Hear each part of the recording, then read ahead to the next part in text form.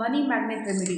So Deepavali ಟೈಮಲ್ಲಿ ಒಂದು money magnet ರೆಮಿಡಿನ ಹೇಳ್ತಾ ಇದ್ದೀನಿ. ಏನಪ್ಪ ಅಂತಂದಾಗ, ಇವಾಗೇ ಹೋಗಿ ಯಾವುದಾದ್ರು ಒಂದು ಜ್ಯುವೆಲ್ರಿ ಶಾಪ್ಗೆ ವಿಸಿಟ್ ಮಾಡಿ ನಿಮ್ಮ ರಿಂಗ್ ಫಿಂಗರ್ ಸೈಜಿಗೆ ಇರುವಂಥ ಒಂದು ಚಾಂದಿ ಅಂದರೆ ಬೆಳ್ಳಿಯ ಒಂದು ಛಲ್ಲವನ್ನು ನೀವು ಬುಕ್ ಮಾಡಿ. ಅದು ಯಾವ ಥರ ಇರುತ್ತೆ ಅಂತಂದಾಗ ನೋಡಿ, ಈ ಥರ ಇರುತ್ತೆ. ಓಕೆ, ಬೆಳ್ಳಿಯ ಒಂದು ಛಲ್ಲವನ್ನು ಕಾಣಿಸ್ತಾ ಇದೆ ಅನ್ಕೋತೀನಿ. ಈ ಥರ ಇರುತ್ತೆ. ಇದನ್ನು ನೀವು ಬುಕ್ ಮಾಡಿ ನಿಮ್ಮ ರಿಂಗ್ ಫಿಂಗರ್ ಈ ಒಂದು ಸೈಜಿಗೆ ಅದನ್ನು ಕೊಟ್ಟು ಬನ್ನಿ, ಆರ್ಡ್ರ್ ಕೊಟ್ಟು ಬನ್ನಿ.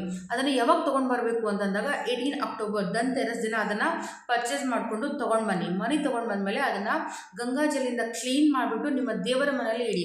ದೀಪಾವಳಿ ಹಬ್ಬದ ದಿನ ಏನು ಮಾಡ್ಕೋಬೇಕು ಅಂದಾಗ, ದೀಪಗಳೆಲ್ಲ ಹಚ್ತಾ ಇರ್ತೀವಲ್ಲ, ಅದಕ್ಕಿಂತ ಮುಂಚೆ ಒಂದು ದೀಪದಲ್ಲಿ ಈ ಒಂದು ಛಲ್ಲವನ್ನು, ಫಾರ್ ಎಕ್ಸಾಂಪಲ್ ಇದು ದೀಪ ಅಂದ್ಕೊಳ್ಳಿ, ಇದ್ರ ಮೇಲೆ ಈ ಒಂದು ಛಲ್ಲವನ್ನು ಇಟ್ಟು ಇದ್ರ ಮೇಲೆ ಏನು ಮಾಡಿ ತುಪ್ಪದ ಒಂದು ದೀಪವನ್ನು, ಒಂದು ಮುಖಿ ತುಪ್ಪದ ದೀಪವನ್ನು ಇಟ್ಟು ಅದನ್ನು ದೀಪವನ್ನು ಬೆಳಗಿ.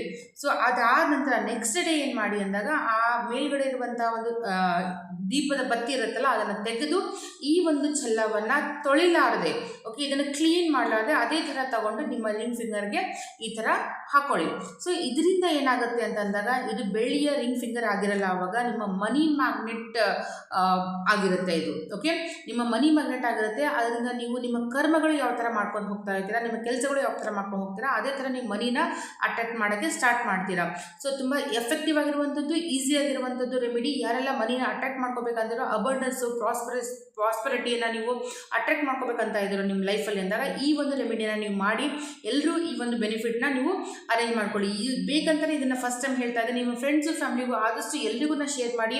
ಯಾಕಂದರೆ 18 ಅಕ್ಟೋಬರ್ ತುಂಬ ನಿಯರ್ ಆಗಿದೆಯಲ್ಲ, ಎಲ್ಲರೂ ಈ ಬೆನಿಫಿಟ್ನ ಪಡ್ಕೊಳ್ಳಿ.